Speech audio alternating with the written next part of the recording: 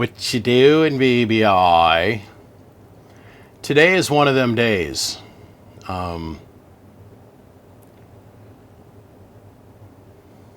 This has actually been about almost a year and a half in the works because of COVID and supply chain issues. This original order got delayed by almost, I don't know, a good 13 months. And then they ran out of the 35 amp cells and we had to switch over to these 45 amp cells. So my friend that's getting all these batteries made got a significant upgrade. Significant upgrade by going from 35 amp hour per cell to 45 amp hour per cells. This is going to be a neat project. I want to walk you guys through actually how my dumb fat self, would like to build these. Now, this entire project, the battery is not going to occupy, each one of the batteries is not going to occupy the full volume of each one of these enclosures. These. Okay? It's much smaller footprint, and you don't have to use these giant 7500 size enclosures.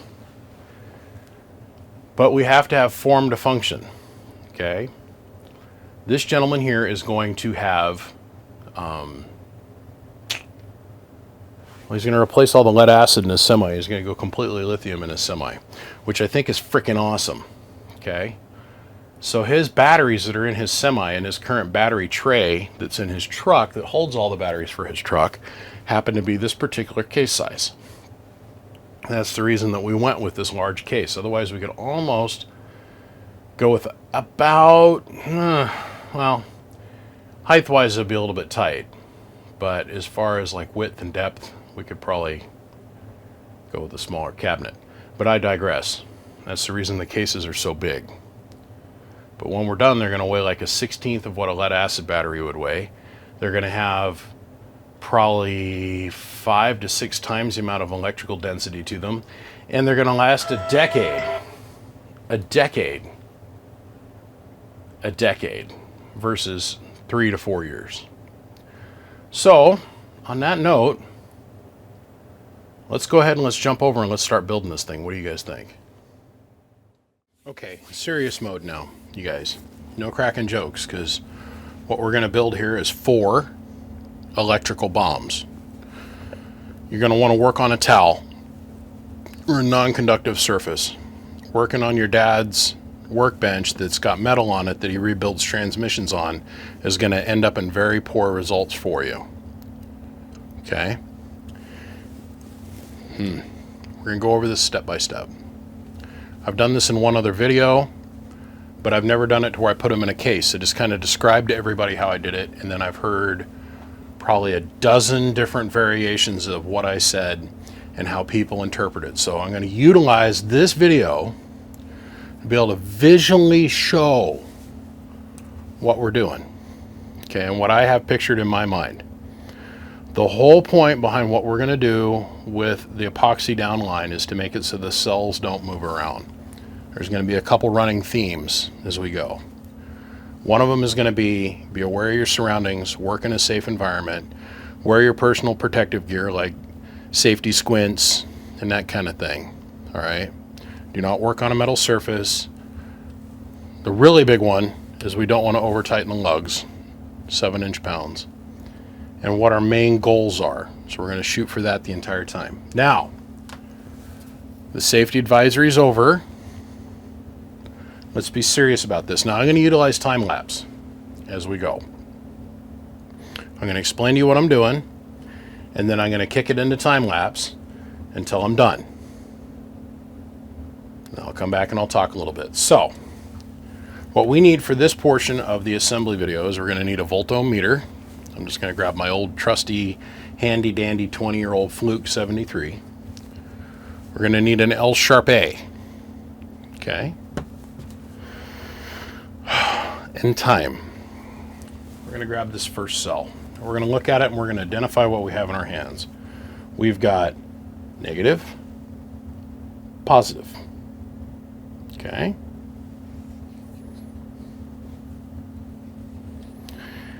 Positive marked here on the paper on the front.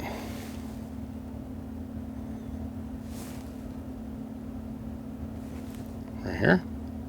And another little positive mark. Look guys, these come from China, and then other people put heat shrink on them.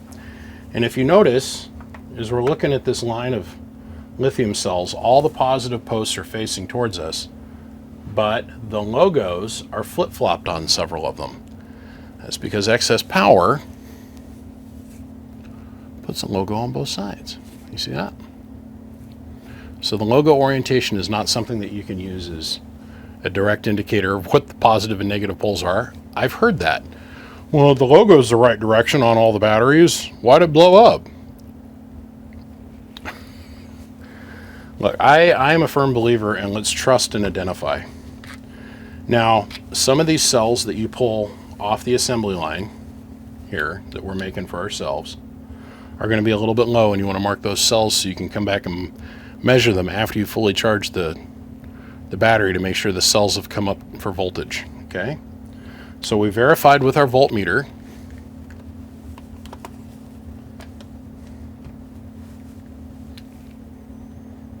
that this is negative, this is positive, and this battery has 2.2 volts on it. So we're going to come over here, and we're going to write in very small print 2.2. Put the cap back on it, put it back in line. Now I'm going to do that with every single one of these batteries. And I do that just simply so I can verify that the positive and negative posts are actually assembled correctly. This is just one little extra step that just takes an extra 5 minutes that might save you a lot of heartache down the line. Trust but verify. It's an old Russian proverb that was taken by Ronald Reagan, right? We all heard it with Glasnost. Trust but verify, and that way we also then we have an actual knowledge of what the voltage on the cell was when we started. Okay? So hold on a minute. We're going to kick into the time lapse here, and I'll be back when I'm done.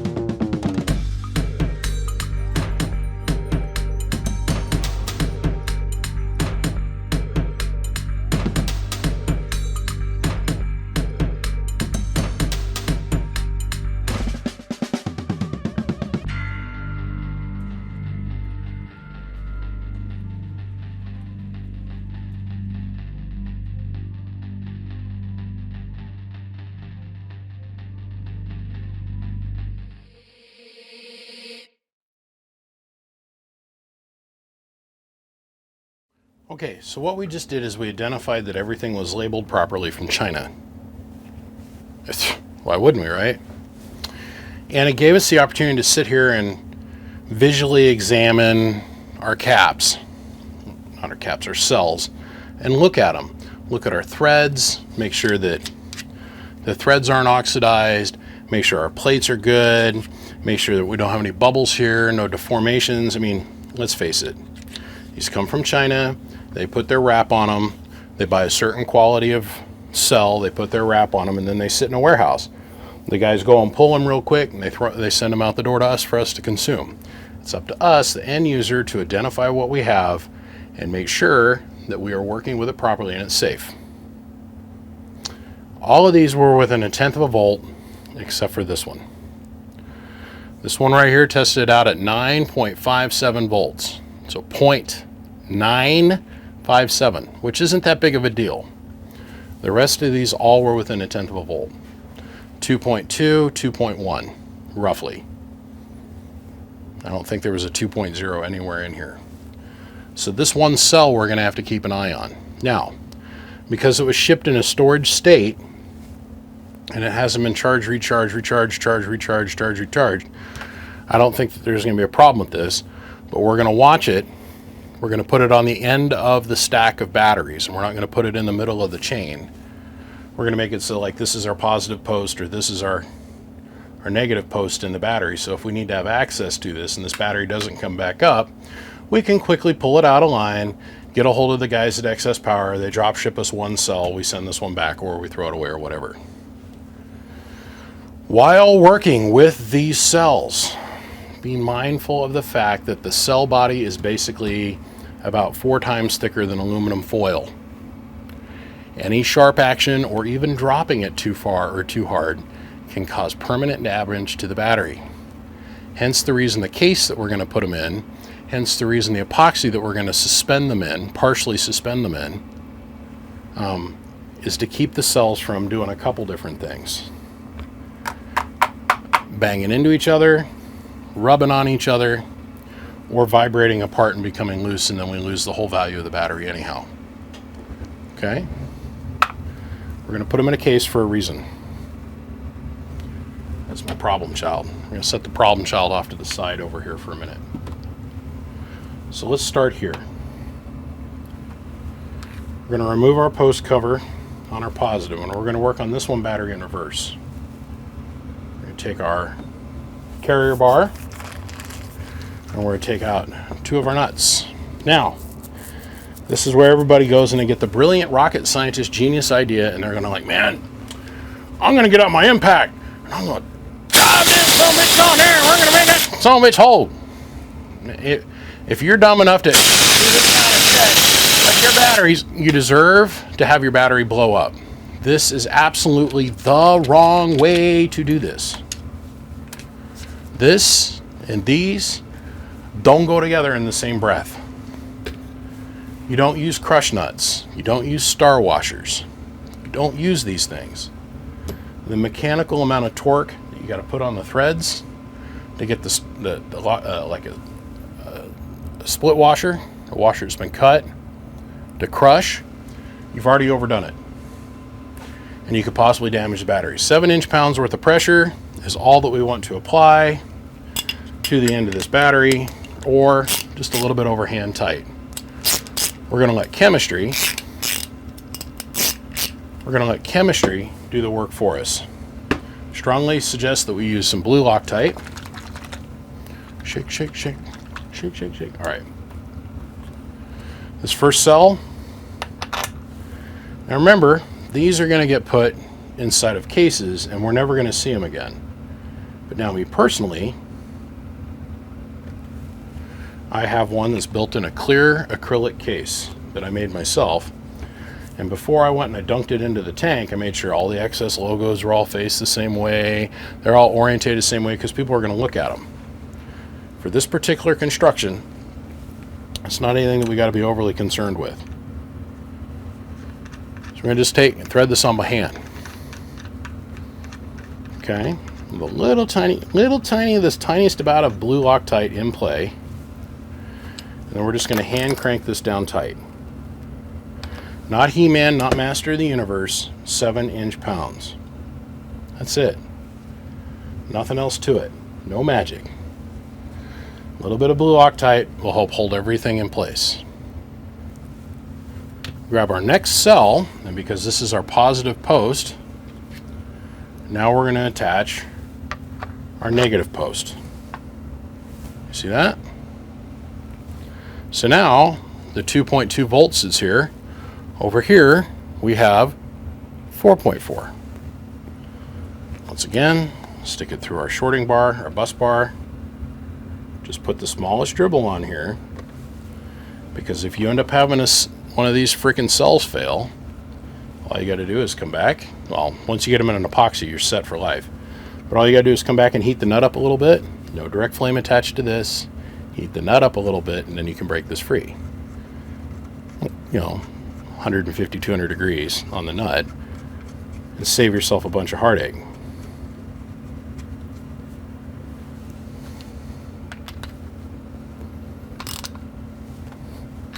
Remember, no He-Man shit. All right.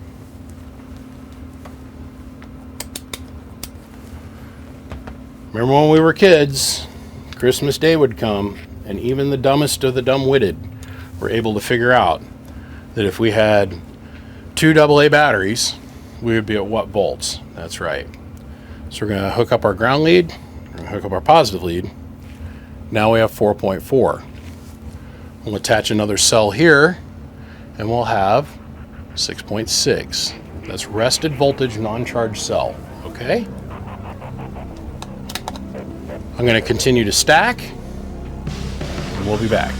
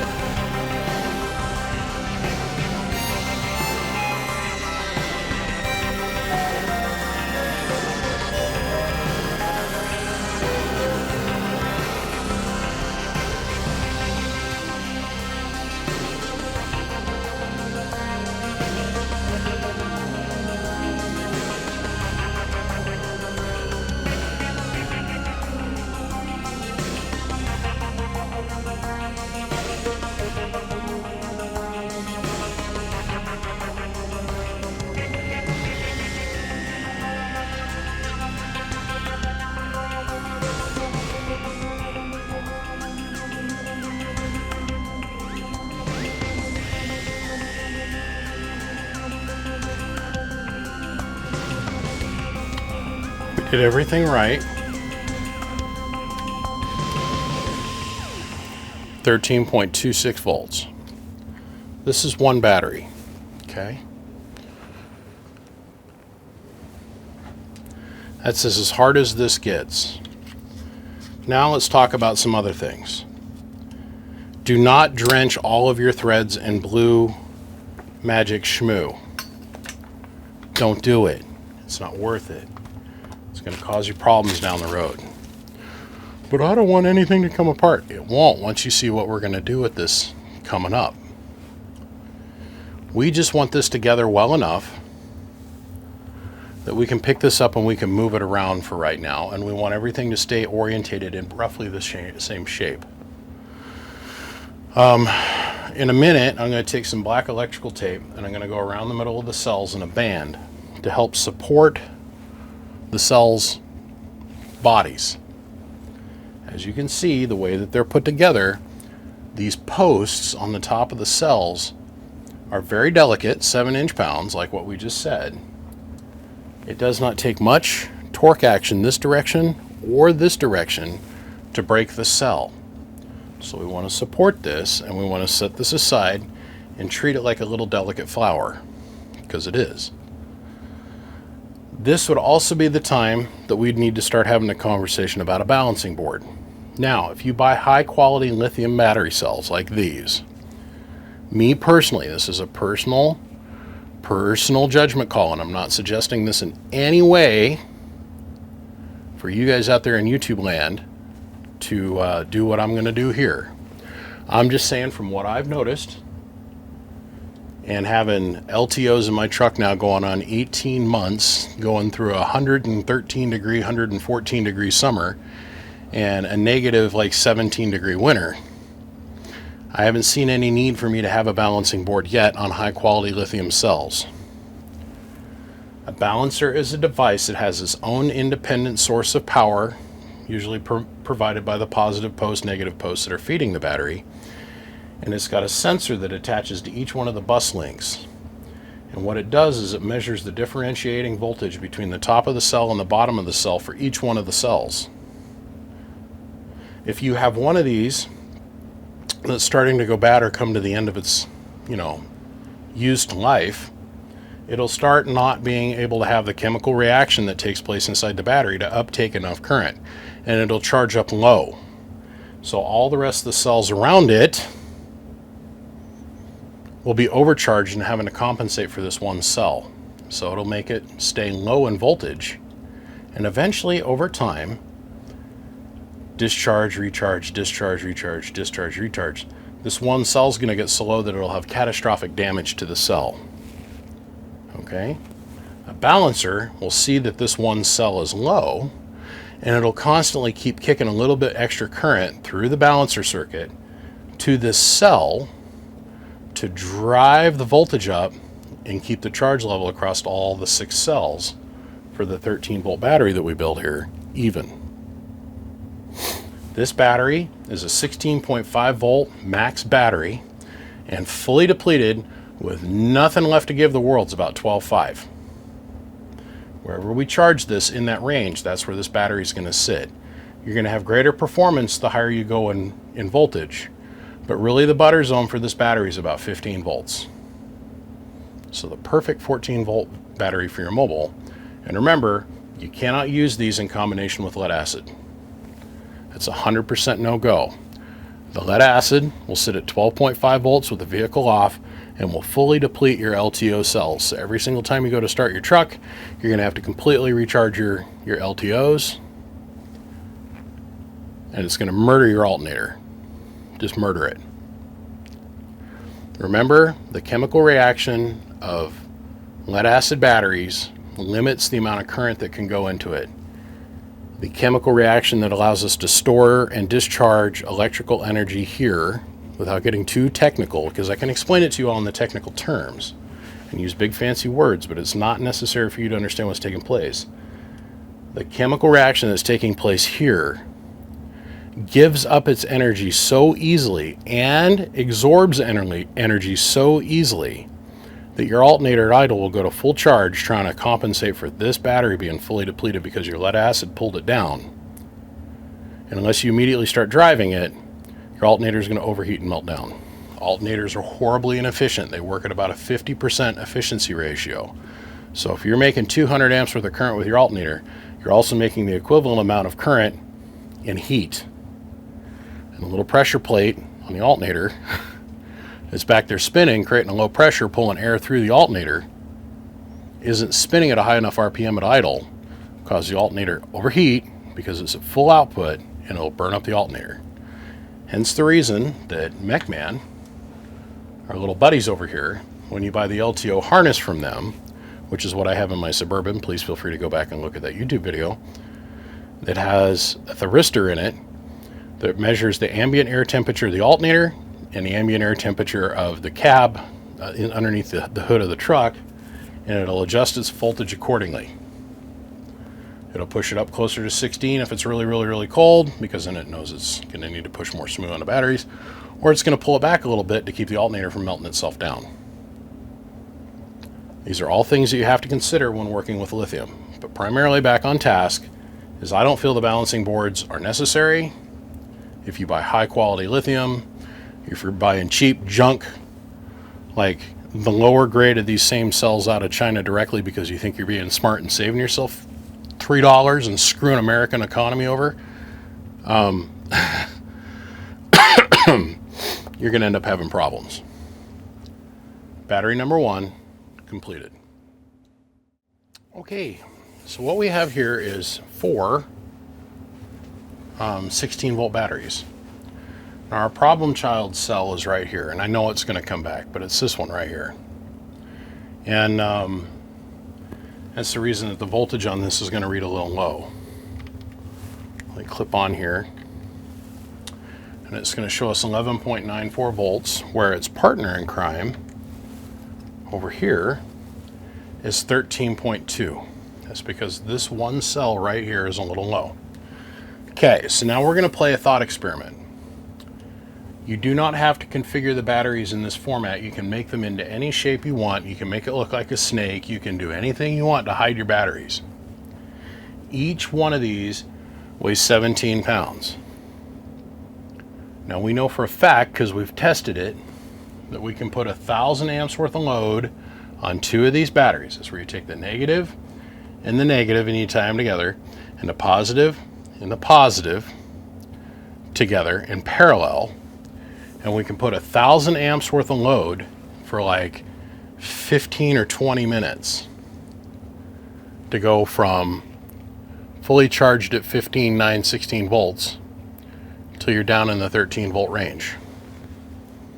That's phenomenal. So it'd be like a 500 amp hour between these two. Well, we have another 500 amps. There's 1,000 amps per hour at 16 volts here stored, and that's the C rating. Each cell is individually rated at 45 amps hour, okay, at 2.3 volts. So this is a 16 volt battery, and this is a 16 volt battery. So if I was to take and scoot this one battery over and put this jumper between this post, just like so, now what do I have for voltage? Negative here, or positive there. We're going to have roughly 26 volts. Fully charged, because we're depleted at the moment, fully charged, this is a 32 volt battery. So you can run this from 32 volts down to about 28. So if I wanted to go and make myself a battery that, I don't know, ran at 20 volts, 16, 17, 18, 19, 20, 21, 22, you would add 3 extra cells to get to that 22 volt range. That makes sense? That gives you a 3 volt up and a 1.5 volt down window. So now, if I wanted to link these together like this,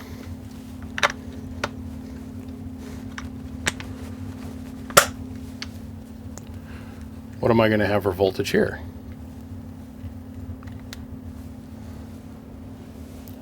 38 volts discharged. These are at the very lowest charge point that we can have. So then we go on over here. We'll push this one over, just like that.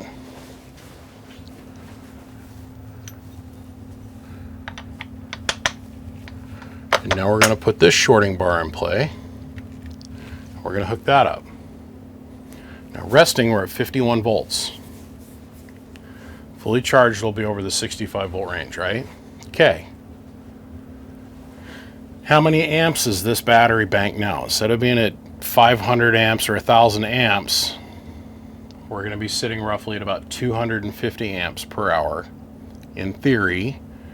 And there's going to be guys in the gobbledygoo down there in the comment section that are going to correct me hard.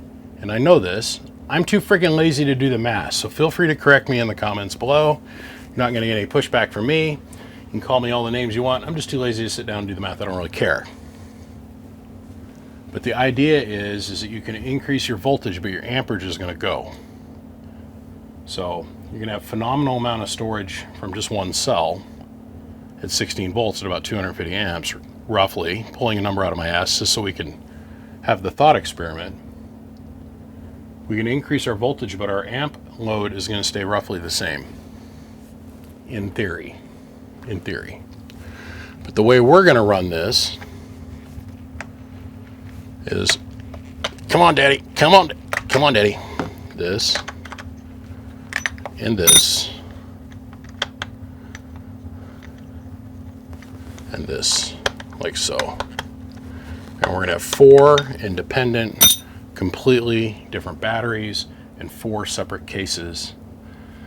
The previous video that I showed that you guys with me working with these, I had 6 in a line. 6 in a line, I had 2 batteries tied together. So it was only this wide and it was 15 inches long. And I'm telling you, I put almost 1,000 amps worth of load on them 2 batteries on a regular basis, and those are the 35 amp cells and these are the 45 amp cells. You guys out there in the gargler land, make sure to correct me in the comments below. Have fun with that. Because honestly, I'm too tired and I don't give a shit, and I'm not going to do the math to figure it out. But those are the things you have to be thinking about. Okay. There's 2 ways to bring this up. Slow or fast. Should I drag my 250 amp welder over here and hook it up? No. No. We'll probably use like 100 amp switch supply and slowly drag these up to about 15.5. And then we're going to let them set overnight, and then we're going to measure all the voltages on these. So let me do the first couple so you guys don't slowly die inside watching me do this. And we'll be back, and then we're going to let them sit overnight, and then tomorrow we start talking about putting them in the enclosures, prepping the enclosures and that kind of thing. Charging the problem child battery. I've been on it for about 20 minutes now. This one here took about an hour and 40 minutes to get to 16.1.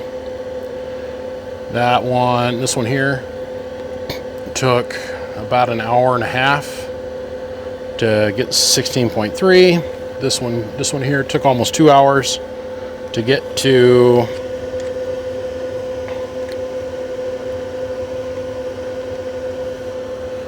16.1.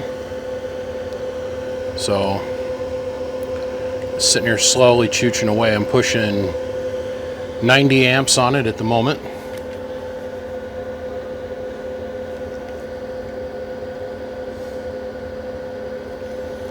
And we can obviously see, I'll insert picture now. This cell here is the hottest, of course.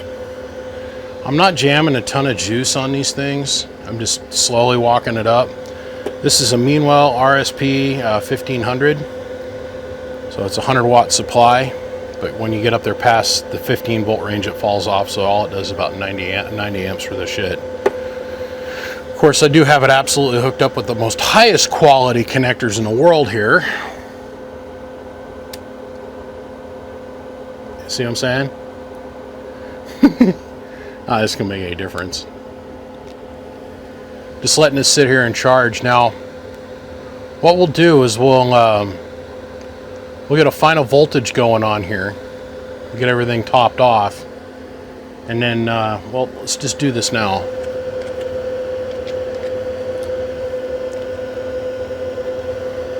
We'll try to sound all professional and top notch. We'll call that battery A.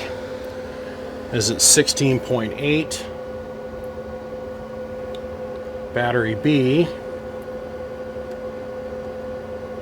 is 16.17. Battery C 16.0809. Battery D, we're working on it. So with 90 amps going in, it takes roughly an hour and 45 minutes to 2 hours to charge these things to 16 volts. And that's 90 amps every second of every minute of every hour getting pushed in these things, which is phenomenal. I mean, once that we got this cell up in voltage, this one here,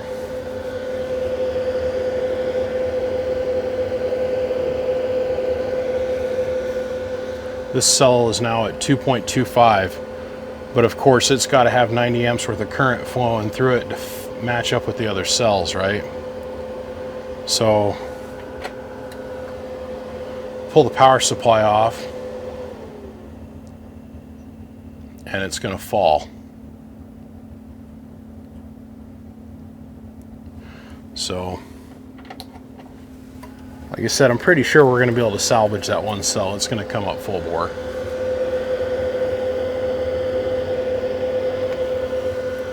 Once we get these all charged up to around 16 volts, 16.8, 16 or 16 point whatever, and 16.08, 16, we're going to let them sit overnight. And I want you guys to see they'll probably all level off around the 15.9, 15.7 area. We're just letting the chemical architecture inside the batteries kind of get their first real taste of jism. But we'll get this one up to 16 volts, and we'll pull the charger off. And I want to bank all of these together for a picture because I want to show what 24 of these cells can do for a completely another project. I got another friend of mine that's working on. He's considering using these with like a mean well, either an RSP. Well, never mind. I'll let him explain it in his YouTube video. But I ordered the cells for him the other day. And I think that he's going to do this instead of putting a big iron transformer in the bottom of the thing. Running on this is a lot easier in a lot of different applications. So, yeah. Needless to say,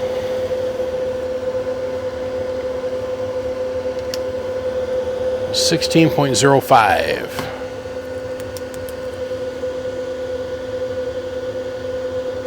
And remember, that voltage is going to fluctuate just a hair because the cells are hot. When they're done charging, they're going to go from room temperature.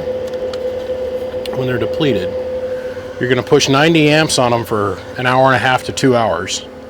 The cells are going to get up probably about 80, 90 degrees. We're in a 70-degree room. As the battery cools down, the chemistry in the battery stabilizes, okay? And that's what we're waiting to see, is to see what it drops to. I know that these things, when they're fully charged, you can let them sit, and when you come out the next day, you still got the same amount of voltage on the battery that you left it off at, and your alternator isn't going to have to work that hard when you start the truck up the next day, unless you've got some kind of parasitic drain upon battery. So, we will see. We will see. Please keep in mind the entire 8 minutes of this segment, we've been pushing 90 amps on it. And we've only changed a couple tenths of a volt here. I'm telling you, these mother effers can store some shit. Okay, let's see what we got. We've got 16.16. Need L sharp hay. 16.16.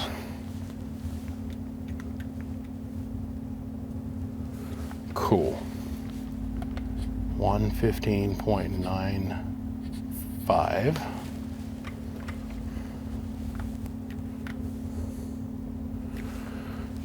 16.10. And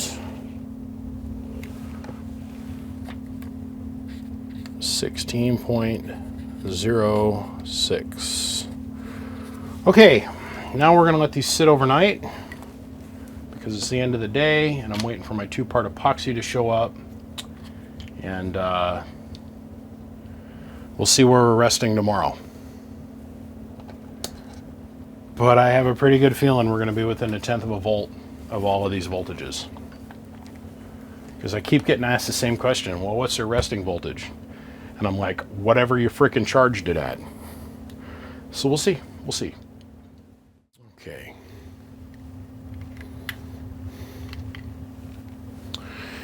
This one we left off, it was at 16.1 when we pulled it off the charger, and it's dropped to 15.9.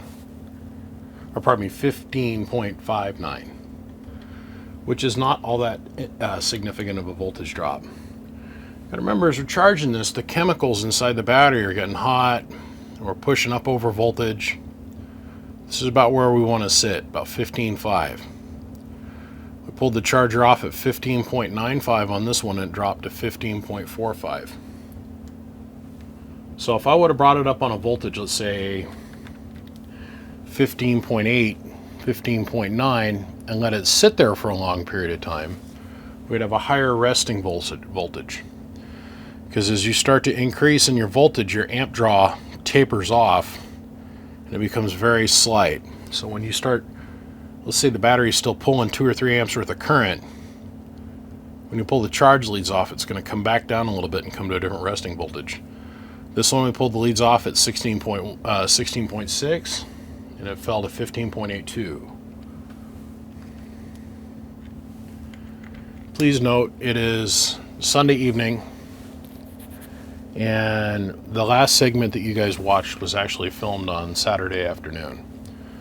So it's been a full day. So we're at 15.77. As you can see, we didn't have any major loss in voltage, which is good. Nothing more than about a half a volt. Maybe a little bit more, but not much. And that'll stabilize as we go and we put more charge on the batteries. But this gets us up to a safe, basic operating voltage for now. Okay, now we're going to go into the realm of stuff I haven't explained in 3 other previous YouTube videos. And we're going to go cover some stuff that I've learned by watching other people and watching other people struggle. And I'm going to try and explain to you everything they've struggled with, and hopefully save you all that watch this video the same struggles. So we're going to start passing knowledge forward now. Stuff I haven't already shared in the past. Okay, now let's have a little fireside chat here about what we're going to do. Our goal is to create an environment around these cells to where they can't get bumped, they're not going to get too hot, they can't get stupid cold. They've got to be water resistant, but the main thing is that they've got to be impact resistant. I mean, really. So we're in a world that is based around form factor, right? Each vehicle's got their own kind of particular case style for their batteries. These batteries they're sealed. They don't matter if they're on their side. They don't matter if they're stacked like this. They don't care. The only thing the battery cares about is nothing punctures or causes its basic form to change. Okay? The particular application that I'm going to apply these batteries in for the customer, his batteries in his truck are this case style. Now, just because I'm using this case doesn't necessarily mean you have to use this case as well. As we progress forward in the installation of putting this into here, you're going to see that there's about this much space in the entire cabinet we're not even using. So most of this is going to be dead air by the time that we're done. To help emphasize that point, that is all wasted real estate. All of this and all of this is wasted real estate. Now, from the other perspective, there is this much wasted real estate. All of this and all of this. The battery does not have to be shaped like this. It can be flat. It can be perfectly straight. It can be made as an S. It could be made as a Q. It doesn't matter. As long as positive goes to negative, positive to negative, negative to positive, so on and so on. As long as you can come out on the other end and have the voltage that you want, positive and negative leads, that's all that matters. What I think is hilarious is that this case is designed to hold 100 and something pounds worth of lead and liquid death, but yet we can easily pick this up with just one hand. But unfortunately, things being what they are, because we live in a form-fit world, we have to make that little battery that holds probably 5 times the amount of electrical current that this thing does, take this little battery and fit it in this big case, at least for this application. Now, let's talk about some other things. These batteries come like if they were going to have them sent over from the factory for them to insert the lead acid plates. Once again, 1, 2, 3, 4, 5, and 6. Each cell in here has to be subdivided for us to achieve our 2 volt, 2.5 volts per cell on a regular lead acid battery. Unfortunately, because nobody yet over at DIY Central Shop has recognized that this lithium is going to overtake this. Well, they probably have. They're smart people. Sean and those guys over there are really, really smart people. And they're going to eventually order these without these separators in here. Okay? But for the time being, this is what we have to work with. All of their DIY cells are like this. They're going to be shorter, taller, depending on what you need as far as the dimensionality of the case, right? They're going to have dividers in them. Well, so then we have to ask ourselves, how do we get rid of the dividers? You can try cutting them with scissors. Good luck. You can spend a month and a half dremeling that out. Good luck. Or this neat little tool. This is the Ryobi, oh shoot.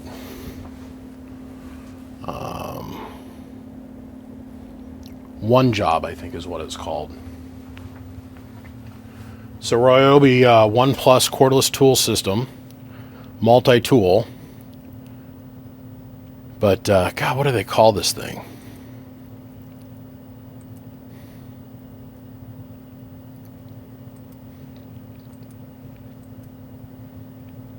The Job Plus system. This is designed so you can cut underneath the corners of your floor, and you can cut tile, and you can do conduit and all kinds of stuff. The tool itself is about 60 bucks. The add-on little vibrator kit that goes on the end of this thing is about another 50 bucks. So you're going to spend about $120 on just this tool. That $120 is going to save you a ton of time. Now I've already got one of these made up that we're going to move on and use for the rest of this assemblage. But I'm going to show you really quick how quickly, because this head just happens to be the right width to be able to fit down inside of here. This particular tool, if you buy it straight out from Home Depot, is about $119. If you buy it through their webpage, you can buy it for 60 bucks, but then you got to buy the heads, the actual blades. It comes with 3 kinds of blades. Of course, a sanding bit. This edge bit, which we're going to use here in a minute, or this half moon bit, which we're going to use the crap out of.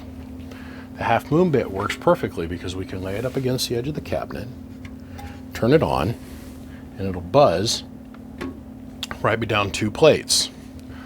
Okay, because the cell is this size, we're going to cut just this plate, and this plate out of here. We're going to leave this wall and this wall in place. Now, if you're going to go with a higher voltage battery bank, like you wanted to make this, I don't know, 18 volts or 20 volt chargeable, you'd knock out another wall. Knock out another wall. It's room for expansion. It's the reason he's been selling the shit out of these, is because it's the easiest one to make form fit around these. So if you're starting out, I mean, you got to put these in a cabinet. You have to put these in an enclosure of some kind.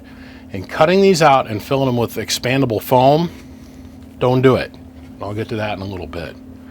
But for now, we're going to cut out these 2 fins and this fin here. So I'm going to mute my mic. You guys can watch. You're going to be amazed how quickly this works.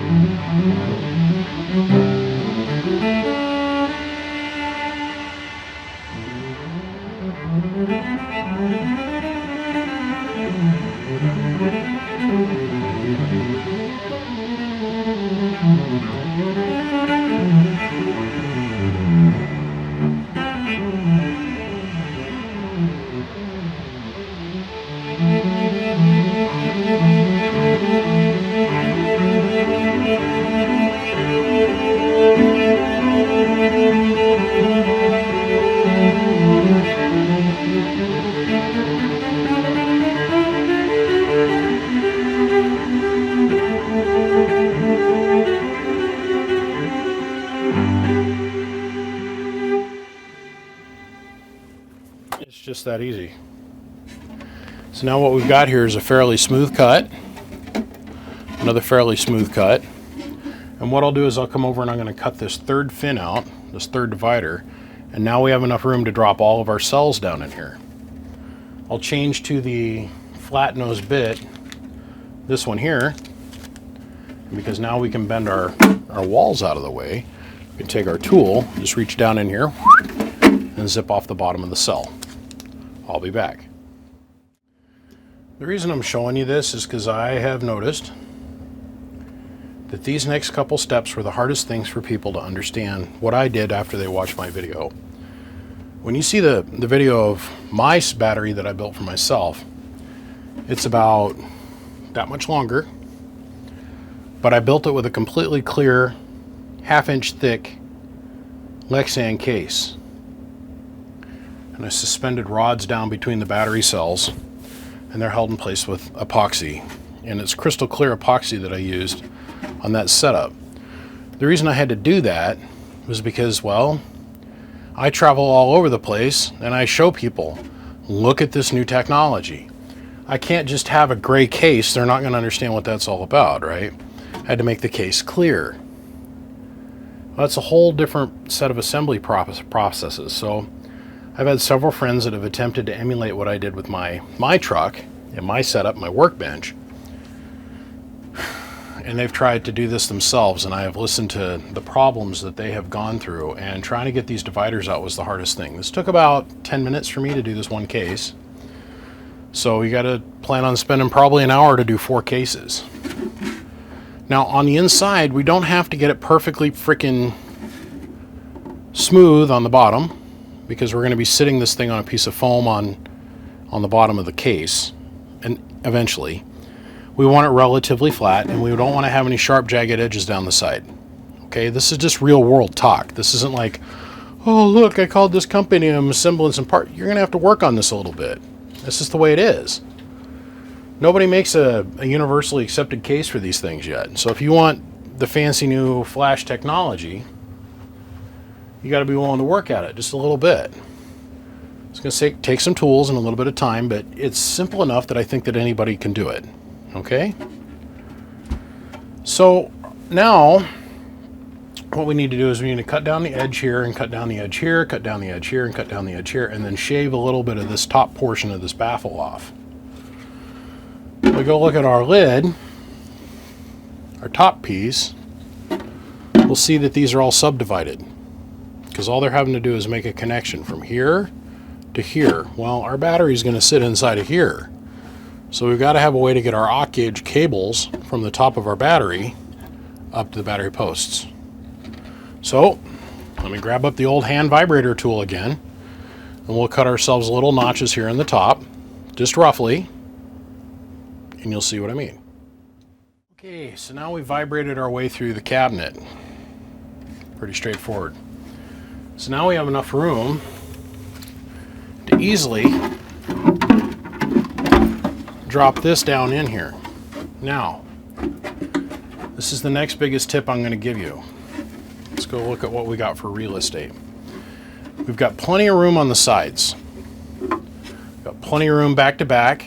If the battery gets impacted this way, it's going to be relatively safe. Side to side is going to be safe. Top's going to be safe. There's plenty of aerial clearance above the cells so that when we go and we hook up our negative and our positive jumpers to come out here to our posts, at least on this particular application, it's going to be relatively easy. We'll have enough room and we'll be able to put enough slack in there so we can tilt the lid up and down. Let's talk about this for a minute now. Do not buy these and then put expansion foam in here. Because if expansion foam will give, and it'll give too much, and the cells will smack each other, and the posts on the top and the bottom of the cells will get torqued, and you'll end up having battery failure. And I'm going to walk you through it. We want to make the best due diligence that we can to maintain this thing's placement from the edge to the edge.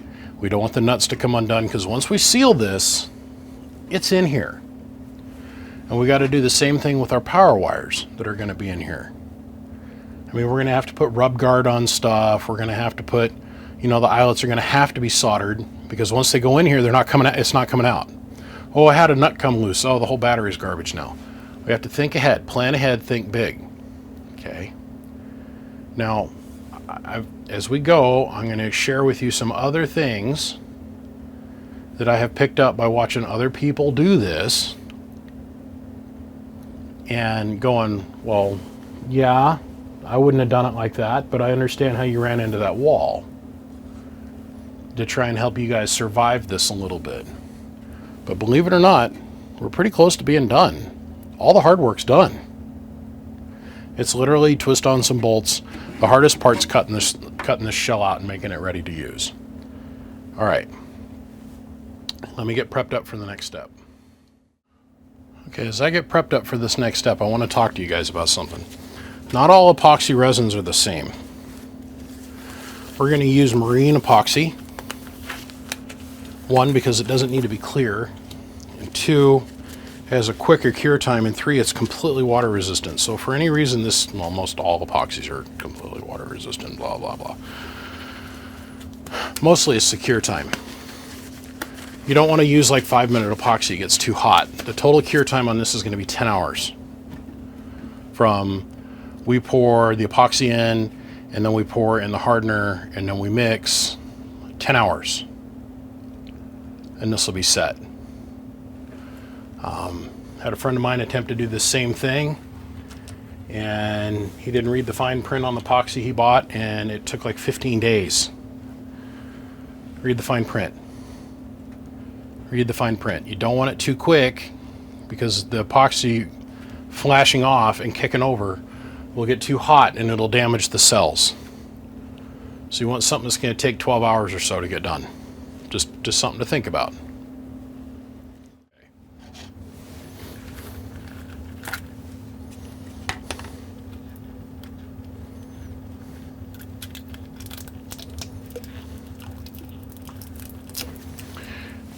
The other thing I want to point out while we're here playing with this is a lot of my guys, they tried to do this outside. They mixed up all the epoxy outside, and then they took and they poured it over the battery. And I was like, you guys did what? Why'd you do that? Well, you can't mix it inside a case. Why not? 2.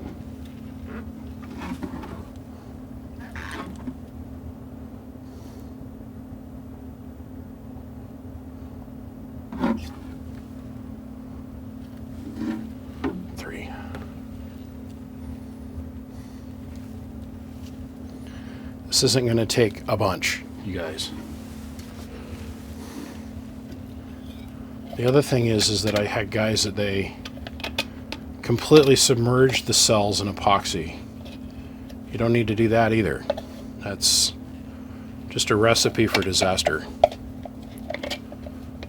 on all different levels. Had guys where they poured the epoxy all over the wires. And come on, man, this stuff's like super glue. It migrates everywhere, right? So they pour it all over the wires, and then it goes and sinks itself into the wire bundles itself, and you'll never guess what happens. That's right, the wires turned into hard rocks, and then they couldn't use the battery anymore. It's on and on and on. And it's, you know, what they say, hindsight is always 20/20. And I sat there and listened to these guys tell me their horror stories of trying to make their batteries, and I was like, good God. In a car stereo world, we would be busting out a piece of MDF and some MDF screws, and we'd be going for broke. I'm serious. The guys in the car audio world, they want to look at everything, and I don't blame them. Not one little bit. So they just put them in a wood box and they'll call it a day.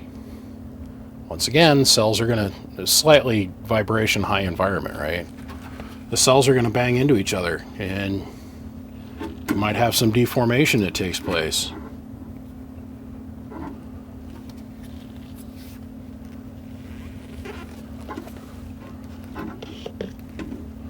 One.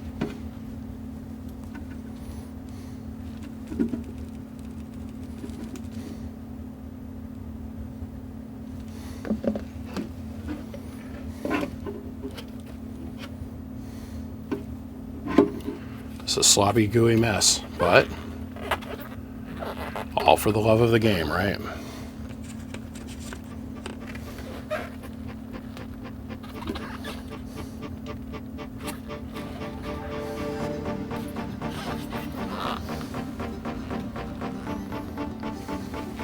An air bubble.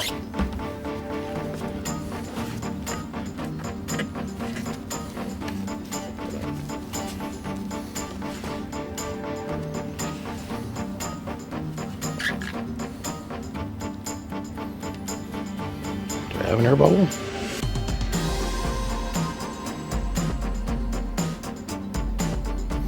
You might have spent a little bit too much time outside.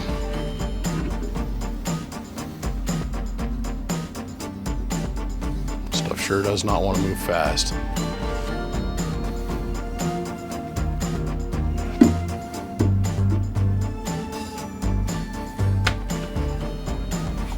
Well, I'm gonna have to do something different here.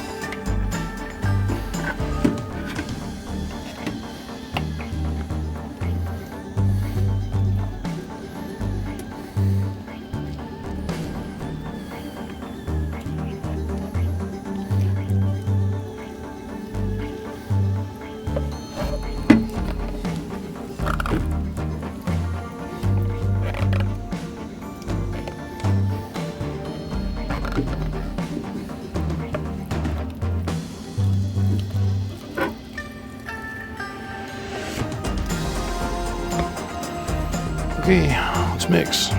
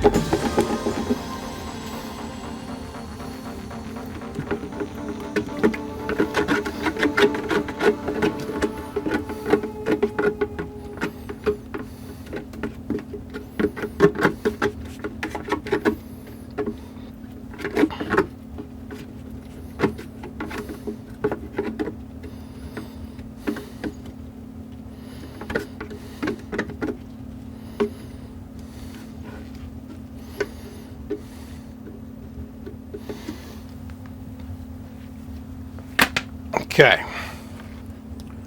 Fun, right?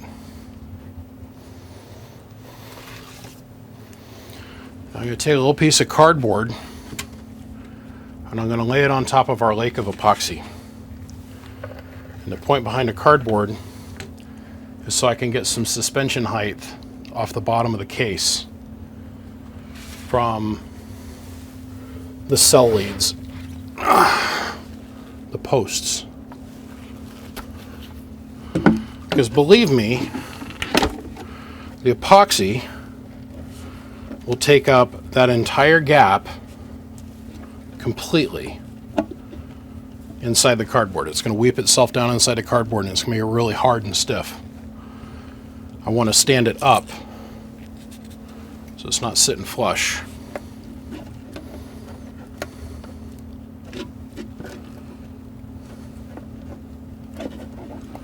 That's it. Now we wait. We're going to wait 10 hours. Let me get cleaned up from this and I'm going to come show you what we just did. Never worked with this particular style of epoxy before. For it to come out of there like a chunk is kind of interesting to me. Here. Let's get back to the topic at hand. So we want to prevent having the cells vibrate against each other. And believe me when I tell you, after this resin sets, the nuts on the bottom of this thing are never coming loose. They're not going to move, nothing. As you can see, I put inside this one case, I put 1/4 of 1 gallon worth of hardener, 1/4 of 1 gallon worth of actual resin. I put a single piece of industrial thickness cardboard down as a standoff spacer, and the resin is over half the way up each cell. That's what we're looking for, is about half, no more. We want to give the batteries the ability to breathe. What I mean by that is have some kind of air space so they can do something with the heat, is that they're going to have heat, okay, as charging and as the epoxy sets, obviously, but we don't want to submerge this in epoxy. And I thought I made that really evidently clear in the one battery video installation that I did with these in my own personal vehicle, where I suspended the cells only halfway. I had pictures coming back from guys where they had, you know, put their jumpers on here and everything, and they'd filled the thing completely full of epoxy. I'm like, no, no. A little small heart attack. Now you could dribble some epoxy on these nuts, but remember, we have better chemistry. We have Loctite on these. These are not coming off. They're not. I might come back and dribble some more Loctite on the threads before we seal it all up, but we got to cover at least half the cell with epoxy. And now that gets down in between all the little gaps, and it fills in every little space. And when that epoxy gets hard, none of this is going to flex or move. These walls aren't going to flex and move. These walls aren't going to flex and move. Nothing's going to move. It can't move up and down. And that's what we want. We want something locked into place. I have seen pictures with these things installed in these cases wrapped in t-shirts and with like 8-gauge wire coming off of the cells. I even saw one video where it was like 5 pieces of 12-gauge that they'd hooked up to the nuts. Just saying, if you're going to spend the money on good cells and the good shorting bars, spend the money on good epoxy, spend the money on good wire, do it once, never have to worry about it again, right? Because we want this battery to last like 10 years. And I believe you, and believe me, and believe you, and believe the Tooth Fairy, when this battery finally decides to die, even if it is in 7 or 8 years, battery technology, as rapidly as we're moving right now, battery technology will dramatically change by the time it's time to replace these. This is still cheaper in lead acid, has more electrical density, better recharge rate, better discharge rate. I'll see you in 10 hours. This is the hardest part of this whole deal. is putting the lid on. So what we've done is we've created ourselves some badass jumpers. We got everything tightened down, Loctite on everything thoroughly. Loctite here, Loctite here, Loctite on all these nuts. And we do that for a reason. Remember, vibration, semi-truck. Okay.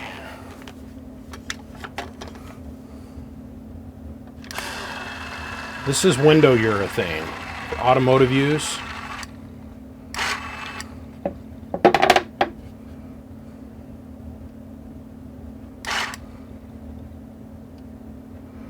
Don't use silicone. Don't use the epoxy that you just submerge the batteries with. Use something that's got a little bit of soft give to it, but will hold the power of the Titans in place. A little bit goes a long ways in this situation. And working with this stuff, I hate it.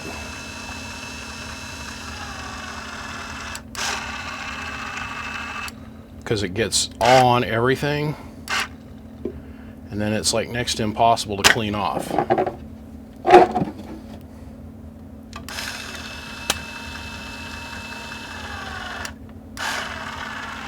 But the seal this shit makes, you and I, my next two children's lives, aren't going to be able to get this open. But it's thick enough, strong enough to resist the next 100 years of these frickin' cables pushing up on it.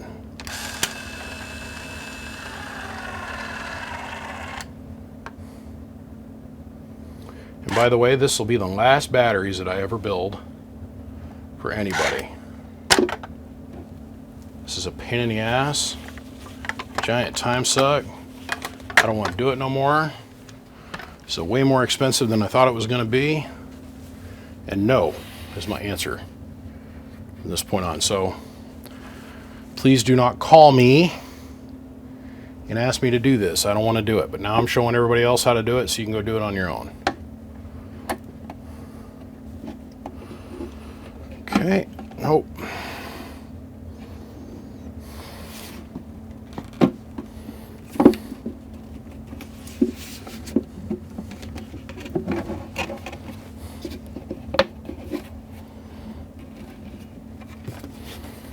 There it is.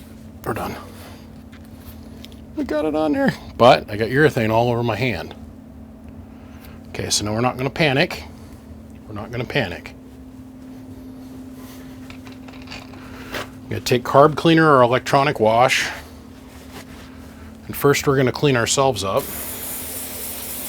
Because believe it or not, that urethane's so sticky, it ain't going to push that lid off. All right, clean the urethane off of our hands.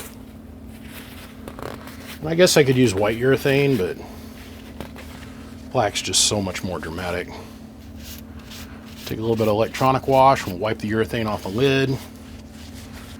All the different places it's managed to make contact through its mystery ability to be able to get migrated onto everything. All right.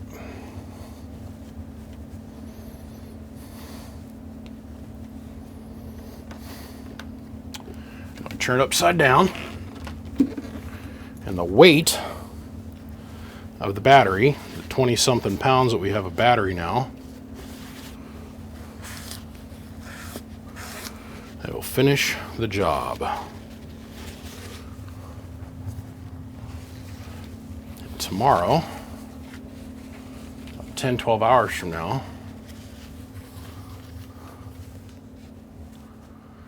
son of a bitch never coming apart again. So there's some serious advantages to using these cabinets. Impact rated. They fit the form factor in somebody's vehicle. I could have literally doubled the amount of storage in each one of these batteries, I think. But would have gotten really creative with how I put the cells in here. There are some downsides. Having to get rid of the baffles on the inside, but we showed you how to get rid of those. The other upside is these are not completely sealed enclosures. So for some reason, if you have a cell fail, this isn't a bomb. If you do severely overcharge the battery for a long period of time, it's going to vent water steam, basically. Underneath this label are the original water fill openings on each one of these batteries, and they're not ported. They're not plugged. They don't have valves on them or anything. They're just there.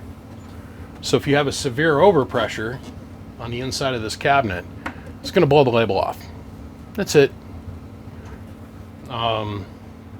That's it. I mean, by the way, just for the record, this is a 6mm thread, M6. So if you're going to buy the thread-in brass inserts that go into these like I had to do, a 6mm thread, just so you know. Just putting that out there. But, well, gentlemen, I'm going to run. I've got other things I need to go work on. This has taken 2 more days than what I thought it should have, but a lot of that was waiting for the epoxy to harden and that kind of thing. Remember, only fill it halfway. No more. I mean, you don't want to fill it all the way to the top. You don't want to use rapid infused epoxy, something that's going to set up within like 2 hours because it gets too hot. You know, I use marine grade epoxy, which is not crystal clear. It's kind of an opaque white. That's fine. Yeah, just don't buy the stuff that takes 2 months to get hard. It'll take forever, and it'll be all sticky and a mess. But this is how you make your LTO batteries in a safe enclosure that form fits to batteries that people already have in their semis anyhow. But the tips and the tricks that are in here I think are going to live on and be able to help lots of people. And I want to thank you all for tuning in and watching and following along. But this is the end of this story. Maybe later, a little bit further on down the road, you might see a video with these installed in somebody's semi, or you might see yet another video come out where I build more LTOs and then we put them in a shootout truck or something. So on that note, I say thanks. You gentlemen have a good one. And remember, we're all in this hobby together. So let's all just have some fun. And we'll see you.